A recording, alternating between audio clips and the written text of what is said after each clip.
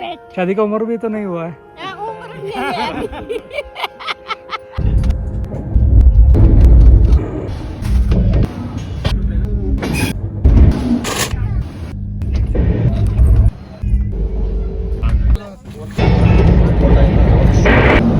അങ്ങനെ 2 ദിവസം നീണ്ട യാത്ര കഴിഞ്ഞ് നേരെ വന്നെത്തുന്നത് നിസാമുദ്ദീനിലാണ്.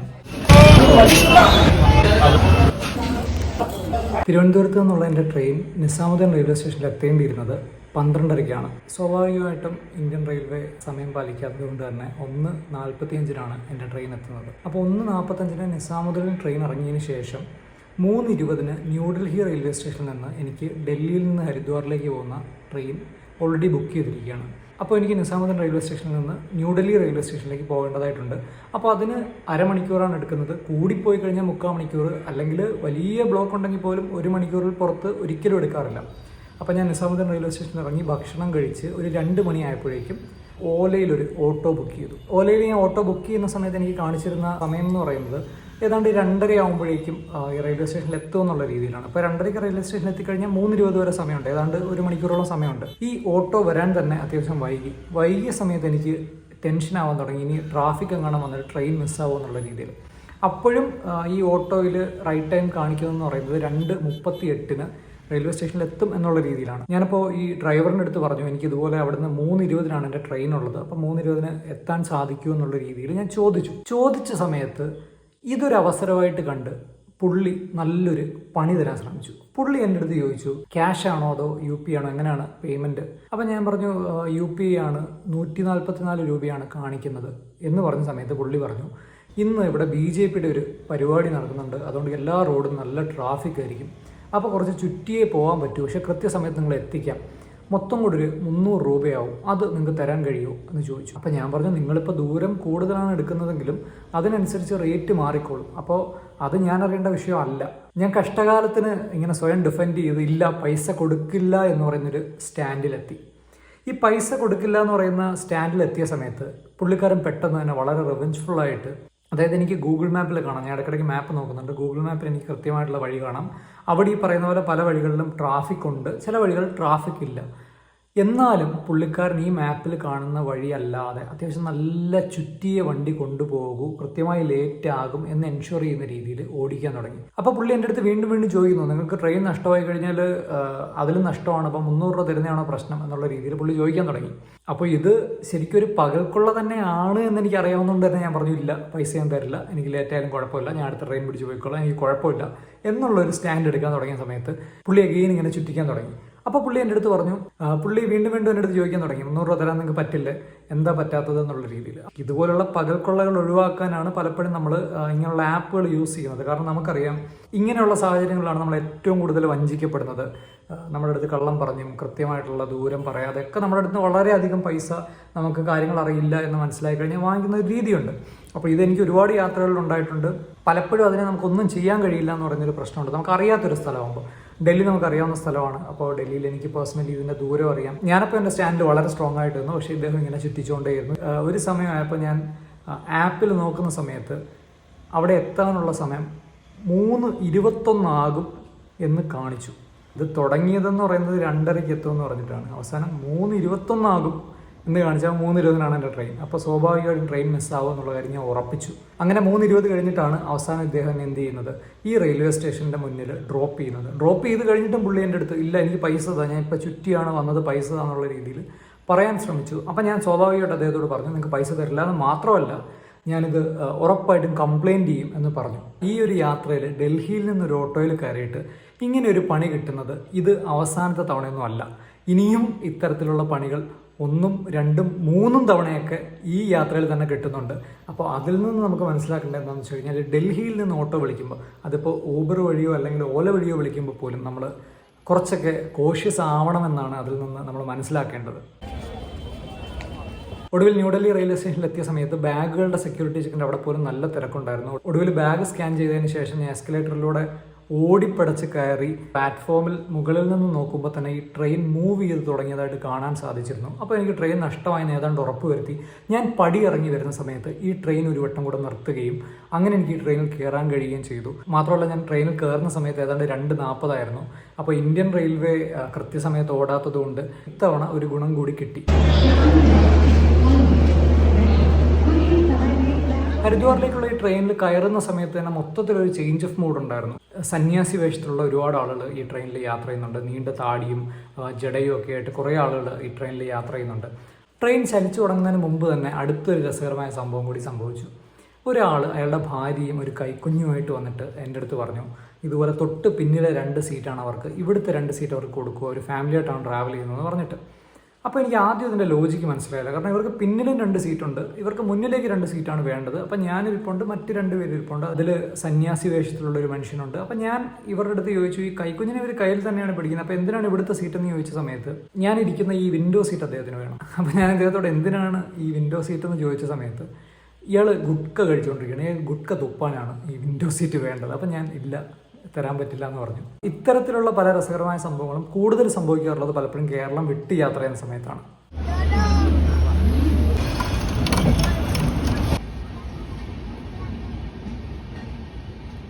ട്രെയിൻ ചലിക്കാൻ തുടങ്ങി നമ്മൾ ഡൽഹിയുടെ സബേർബ്സിലേക്ക് കടക്കുന്ന സമയത്ത് നമുക്ക് ഒരുപാട് ഹൗസിംഗ് കോളനീസും അതുപോലെ തന്നെ ഇടയ്ക്ക് ഒരുപാട് പാടങ്ങളും ഒരുപാട് ബാരൻ ലാൻഡും ഒരുപാട് ഫാക്ടറികളും ഒക്കെ നമുക്ക് കാണാൻ സാധിക്കും.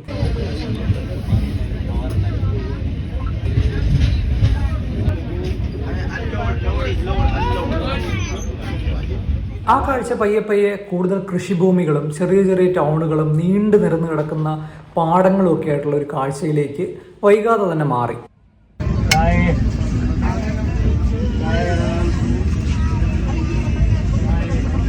ഏതാണ്ട് 5 മണിക്കൂർ യാത്ര ചെയ്ത് ഒരു 8:15 ആവുന്ന സമയത്താണ് ഹരിദ്വാറിൽ ട്രെയിൻ എത്തുന്നത്. അപ്പോൾ ഹരിദ്വാർ റെയിൽവേ സ്റ്റേഷനിൽ വന്നിറങ്ങുന്ന സമയത്ത് ഹരിദ്വാറിൽ എത്തുന്ന സമയത്ത് ഞാൻ പറഞ്ഞ ഈ ചേഞ്ച് ഓഫ് മൂഡ് വളരെ വിസിബിൾ ആണ്. അവിടെ നമ്മൾ കാണുന്നതിൽ കൂടുതൽ ആളുകളും ഈ സന്യാസി വേഷത്തിലുള്ള മനുഷ്യരാണ്. റെയിൽവേ സ്റ്റേഷൻ്റെ അകത്ത് എത്തുന്ന സമയത്ത് വളരെ മോഡേൺ ഔട്ട്ലുക്കിൽ വളരെ നല്ല ബ്രൈറ്റ് ലൈറ്റ്സ് ഒക്കെ ആയിട്ട് വളരെ ഭംഗിയായിട്ട് കൺസ്ട്രക്ട് ചെയ്തിട്ടുള്ള ഒരു റെയിൽവേ സ്റ്റേഷനാണ്.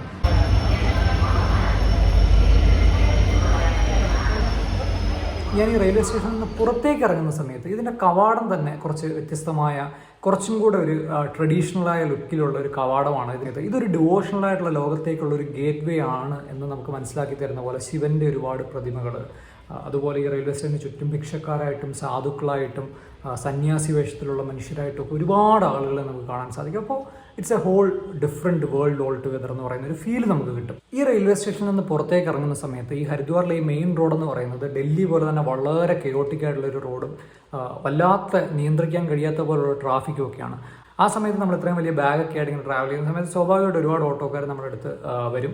ആ സമയത്ത് 4 വീലുള്ള ഓട്ടോ പോലുള്ളൊരു വാഹനമായിട്ട് ഒരാൾ വന്നിട്ട് എവിടേക്കാണ് പോകുന്നത് ചോദിച്ച സമയത്ത് എനിക്ക് ഋഷികേശാണ് പോകേണ്ടത്, എനിക്ക് ബസ് സ്റ്റാൻഡിലേക്ക് പോകുമെന്ന് ഞാൻ ചോദിച്ചു. അപ്പോൾ കയറൂ, ബസ് സ്റ്റാൻഡിൽ വിടാം, ബസ് സ്റ്റാൻഡിൽ നിന്ന് ഋഷികേശിന് ഇപ്പോൾ ബസ് കിട്ടുമെന്ന് പറഞ്ഞ് ഈ വണ്ടിയിൽ കയറിയ സമയത്ത് ഈ വണ്ടി മുന്നോട്ട് പോകുന്നതോറും കൂടുതൽ ആളുകളെ കയറ്റിക്കൊണ്ടിരിക്കുകയാണ്. അപ്പോൾ ഞാൻ പുള്ളിയോട് ചോദിക്കുന്നുണ്ട് എത്ര ദൂരമാണ് ബസ് സ്റ്റാൻഡുള്ളത്. അപ്പോൾ തൊട്ടടുത്താണ്, ഇവിടെ കുറച്ച് മുന്നിലൊരു പാലം വരും, ആ പാലത്തിൻ്റെ സൈഡിൽ നിന്ന് ലെഫ്റ്റാണ്, കുറച്ച് ദൂരം നടന്നു കഴിഞ്ഞാൽ ബസ് സ്റ്റാൻഡ് എത്തും. പക്ഷേ ഇദ്ദേഹം ഇത് പറഞ്ഞ് തന്നെ ഒരുപാട് ആളുകളെ കയറ്റി ഇറക്കിയൊക്കെ ചെയ്തുകൊണ്ട് ഇങ്ങനെ പോയിക്കൊണ്ടിരിക്കുകയാണ്.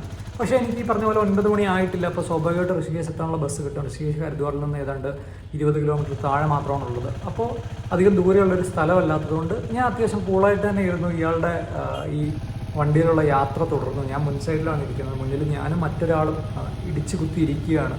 ഞാൻ ഹരിദ്വാർ റെയിൽവേ സ്റ്റേഷനിൽ ഇറങ്ങുന്ന സമയത്ത് തന്നെ ഡൽഹിയിലുണ്ടായിരുന്നതിനേക്കാൾ തണുപ്പ് ഈ ഒരു 8 മണി കൂടെ കഴിഞ്ഞ സമയത്ത് അത്യാവശ്യം തണുപ്പ് എനിക്ക് ഫീൽ ചെയ്യാൻ തുടങ്ങി.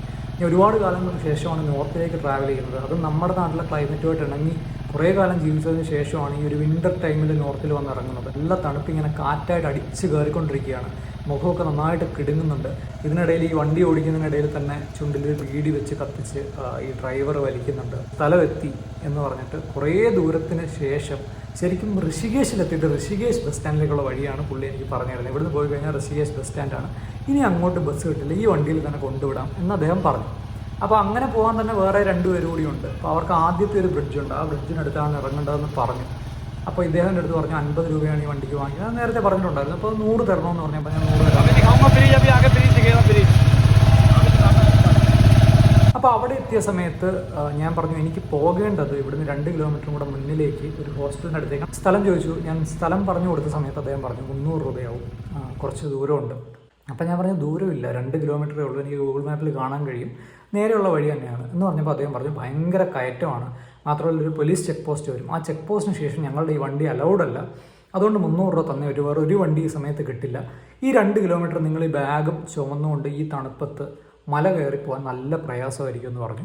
അപ്പം ഞാൻ അദ്ദേഹത്തോട് പറഞ്ഞു എന്നാൽ ശരി 300 രൂപ തരാം, നിങ്ങൾ പോയിക്കോളൂ എന്ന് പറഞ്ഞു. ഇതിന് ശേഷമുള്ള ഈ 2 കിലോമീറ്റർ അദ്ദേഹം പോകുന്ന സമയത്ത് ഈ പറഞ്ഞ പോലെ ഒരു കയറ്റവും ഇല്ല. ചെറിയ കയറ്റമുണ്ട്, പക്ഷേ ഇദ്ദേഹം പറഞ്ഞ പോലെ വളരെ എക്സാജുറേറ്റഡ് ആയിട്ട് ഒരു ബാഗും ചുമന്നുകൊണ്ട് എനിക്ക് നടന്ന് കയറി പോകാൻ പറ്റാത്തത്ര കയറ്റമോ അല്ലെങ്കിൽ ഒരു 4 വീലുള്ള ഈ വാഹനത്തിന് കയറിപ്പോകാൻ പറ്റാത്ത അല്ലെങ്കിൽ അതിന് ബുദ്ധിമുട്ടുള്ള തരത്തിലുള്ള കയറ്റവും ഒന്നും ഉണ്ടായിരുന്നില്ല. 2 കിലോമീറ്റർ കഴിഞ്ഞു. 2 കിലോമീറ്റർ കഴിഞ്ഞപ്പോൾ ചെറിയൊരു ഡീവിയേഷൻ കഴിഞ്ഞ് ഒരു ഇറക്കം ഇറങ്ങിയാണ് ഇവിടേക്ക് പോകേണ്ടത്, ഈ ഹോസ്റ്റലിലേക്ക് പോകേണ്ടത്. അപ്പോൾ ഒരു 1/2 കിലോമീറ്റർ കൂടെ ഉണ്ട്. അപ്പോൾ അത് പോകാൻ പറ്റില്ല, കാരണം അത് പോയി കഴിഞ്ഞാൽ അദ്ദേഹത്തിന് ഈ ഏറ്റം തിരിച്ചു കയറേണ്ടി വരും, വളരെ പാടാണെന്ന് എൻ്റെ അടുത്ത് പറഞ്ഞപ്പോൾ ഞാൻ പറഞ്ഞു ഒരിക്കലും ഞാൻ 300 രൂപ തരത്തില്ല, ഞാൻ 150 രൂപയെ തരും, അല്ലെങ്കിൽ നിങ്ങൾ താഴെ എന്നെ കൊണ്ടുവിടണമെന്ന് പറഞ്ഞാൽ നിർബന്ധിച്ച് അവസാനം അദ്ദേഹം എന്നെ താഴെ കൊണ്ടുവിട്ടു. അപ്പോൾ ഇത്തരത്തിലുള്ള എക്സ്പീരിയൻസുകൾ എനിക്ക് തോന്നുന്നു യാത്രയിൽ പലപ്പോഴും, പ്രത്യേകിച്ച് രാത്രി സമയങ്ങളിൽ മറ്റ് വാഹനങ്ങൾ അവൈലബിൾ ആവാത്ത സമയത്തൊക്കെ നമുക്ക് എപ്പോഴും ഉണ്ടാവാൻ സാധ്യതയുള്ള ഈ ഓട്ടോ അല്ലെങ്കിൽ ടാക്സി ഒക്കെ ഓടിക്കുന്ന ആളുകളുടെ ഭാഗത്തുനിന്നുണ്ടാകുന്ന ഈ ഒരു തരം പറ്റിക്കൽ. കാരണം ഈ പറ്റിക്കലിൻ്റെ ഒരു പ്രശ്നം എന്താണെന്ന് വെച്ച് കഴിഞ്ഞാൽ ഇദ്ദേഹത്തിൻ്റെ അടുത്ത് കള്ളം പറയുകയാണ്, ഈ 2 കിലോമീറ്റർ വാഹനത്തിന് പോകാൻ തന്നെ നല്ല ബുദ്ധിമുട്ടാണ്, നിങ്ങൾക്ക് നടന്നു പോകാൻ എന്തായാലും നല്ല പാടായിരിക്കും എന്ന് പറഞ്ഞിട്ട് അടുത്ത കുറച്ച് നിമിഷങ്ങളിൽ തന്നെ നമ്മൾ കാണുകയാണ് ഈ വഴി ഇദ്ദേഹം പറഞ്ഞ കള്ളമാണെന്ന് നമ്മൾ മനസ്സിലാക്കുകയാണ്. അതുപോലെ ഈ ചെക്ക് പോസ്റ്റ് എന്ന് പറയുന്ന സ്ഥലം ഒഴിഞ്ഞു കിടക്കുകയാണ്. അപ്പോൾ ഇത്തരത്തിലുള്ള കളിപ്പീരുകളിൽ നിന്ന് പൂർണ്ണമായിട്ട് ഒഴിവായിട്ട് യാത്ര ചെയ്യാൻ അത്യാവശ്യം നല്ല ബുദ്ധിമുട്ടാണ്. പല സമയങ്ങളിലും നമ്മളുടെ അപ്പോഴത്തെ ഒരു സാഹചര്യമൊക്കെ വെച്ചിട്ട് നമ്മൾ ഇതിന് നിന്നു കൊടുക്കാറാണ് പലപ്പോഴും പതിവ്. സുധീരേട്ടൻ എന്ന് പറയുന്ന എൻ്റെ സുഹൃത്ത് ഒരാളുടെ നമ്പർ എനിക്ക് തന്നിട്ടുണ്ടായിരുന്നു ഋഷികേശിലെത്തിയിട്ട് വിളിക്കാം. അപ്പോൾ അദ്ദേഹത്തെ ഞാൻ നേരത്തെ വിളിച്ച സമയത്ത് അദ്ദേഹം ജോയ്സ് ഹോസ്റ്റൽ എന്ന് പറയുന്നൊരു ഹോസ്റ്റൽ എനിക്ക് റെഫർ ചെയ്യും, അവിടെ വന്നാൽ മതി, അവിടെ ഡോർമെറ്ററി ഉണ്ടാവുമെന്ന് പറയുകയാണ് ചെയ്തത്. ഞാൻ പക്ഷേ ഇവിടെ എത്തുന്ന സമയത്ത് ഇവിടുത്തെ ഡോർമെറ്ററി ഫിൽഡ് ആയിരുന്നു. ഇപ്പോൾ 2 തരത്തിലുള്ള ഡോർമെറ്ററിയാണുള്ളത്. 8 ബെഡ്സുള്ള ഡോർമെറ്ററി ഉണ്ട്, അതിന് എനിക്ക് തോന്നുന്നു 250 രൂപയും, അതുപോലെ 300 രൂപയുള്ള 6 ബെഡ്സുള്ള ഡോർമെറ്ററി ഉണ്ട്. രണ്ടും ഫിൽഡ് ആയിരുന്നു. ഞാൻ വന്നത് വീക്കെൻഡ് ആയതുകൊണ്ട് തന്നെ ഇനിയുള്ള 2 ദിവസങ്ങളിൽ ഡോർമെറ്ററി മൊത്തത്തിൽ ഫില്ലായിരിക്കും. അപ്പോൾ ഈ 2 ദിവസത്തേക്ക് വേണമെങ്കിൽ ഒരു സിംഗിൾ റൂം എടുക്കാം. ഇവരുടെ തന്നെ തൊട്ടടുത്തുള്ള ഒരു ബിൽഡിങ്ങിൽ ഒരു സിംഗിൾ റൂം ഉണ്ടെന്ന് പറഞ്ഞ് ആ റൂം എന്നെ കൊണ്ട് കാണിച്ചു. ആ റൂമിന് ദിവസം ഏതാണ്ട് 1300 രൂപയായിരുന്നു വാടക. അപ്പം ഞാൻ അദ്ദേഹത്തോട് അത്രയും വാടക എനിക്ക് അഫോർഡ് ചെയ്യാൻ പറ്റില്ല, എനിക്ക് കുറച്ചുകൂടെ ദിവസങ്ങൾ നിൽക്കാനാണെന്നൊക്കെ പറഞ്ഞ സമയത്ത് വീക്കെൻഡിൽ ഇത് 1500 രൂപ വരെ പോകുന്ന റൂമാണ്. ഈ റൂം പക്ഷേ നിയോഗിന് 800 രൂപയ്ക്ക് തരാമെന്ന് പറഞ്ഞ് അവസാനം ഞാൻ 800 രൂപയ്ക്ക് ഈ റൂം 2 ദിവസത്തേക്ക് എടുക്കുകയാണ് അവസാനം ചെയ്തത്. അതിനുശേഷം ഞാൻ ഡോർമെറ്ററിയിൽ എന്തായാലും കുറച്ചു നേരം കണ്ടിന്യൂ എന്നുള്ള രീതിയിൽ തന്നെയായിരുന്നു ഞാൻ അവരോട് സംസാരിച്ചിട്ടുണ്ടായിരുന്നത്. എടുത്തു പറയേണ്ട മറ്റൊരു കാര്യം എന്താണെന്ന് വെച്ച് കഴിഞ്ഞാൽ ഈ ഒരു യാത്രയിൽ ഞാൻ കൃത്യമായൊരു ബഡ്ജറ്റ് മേക്ക് ചെയ്തിട്ടായിരുന്നു ട്രാവൽ ചെയ്യുന്നത്. അപ്പോൾ ഈ യാത്രയുടെ ബഡ്ജറ്റ് എന്ന് പറയുന്നത് ഒരു ദിവസം ഏതാണ്ട് 800 റുപ്പീസ് സ്പെൻഡ് ചെയ്യുക എന്നുള്ളതായിരുന്നു. അതിൽ ഒരു 300 to 500 റൂമിന് സ്പെൻഡ് ചെയ്തിട്ട് അതിൻ്റെ ബാക്കി ഭക്ഷണത്തിനും മറ്റു കാര്യങ്ങൾക്കുമായിട്ട് സ്പെൻഡ് ചെയ്യുക എന്നുള്ളതായിരുന്നു. എനിക്കൊരു 300 റുപ്പീസിൻ്റെ ഡോർമെറ്ററി കിട്ടുക എന്ന് പറയുന്നതാണ് ഏറ്റവും ഐഡിയൽ. കാരണം എനിക്ക് ഒരു 500 രൂപയ്ക്ക് മറ്റ് ചിലവുകളെല്ലാം നടന്നു പോകും. അല്ലാത്ത എന്തെങ്കിലും എക്സ്പെൻസസ് വന്നാൽ പോലും നമുക്കൊരു പക്ഷേ ഹാൻഡിൽ ചെയ്യാൻ കഴിയും എന്നുള്ള രീതിയിൽ.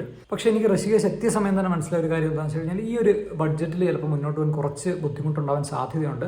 അതുകൊണ്ട് തന്നെ ഡോർമെറ്ററി എന്ന് പറയുന്ന ഓപ്ഷനിൽ സ്റ്റേയുടെ എമൗണ്ട് 300 എന്ന് പറയുന്ന എമൗണ്ടിൽ തന്നെ നിർത്തണം എന്ന് പറയുന്ന കാര്യത്തിൽ എനിക്ക് നിർബന്ധമുണ്ടായിരുന്നു. ജോയ്സ് ഹോസ്റ്റലിൻ്റെ സാധനങ്ങളൊക്കെ വെച്ചിട്ട് ഞാൻ ഭക്ഷണം കഴിക്കാനായിട്ട് തിരിച്ച് വീണ്ടും ടൗണിലേക്ക് നടന്നു.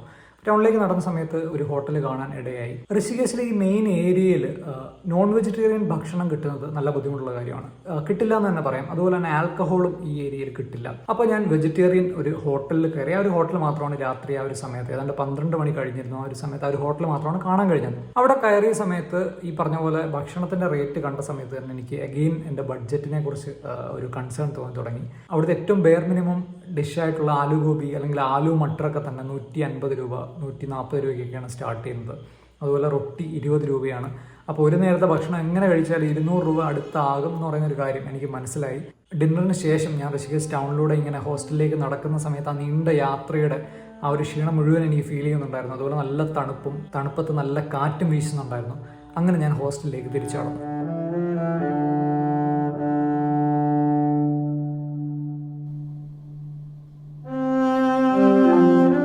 ആണെങ്കിൽ കുറച്ചധികം മഷ്റൂം സ്പോട്ട് ചെയ്തിട്ടുള്ളൊരു സ്ഥലത്തേക്കാണ് ഞങ്ങൾ പോയിക്കൊണ്ടിരിക്കുന്നത്.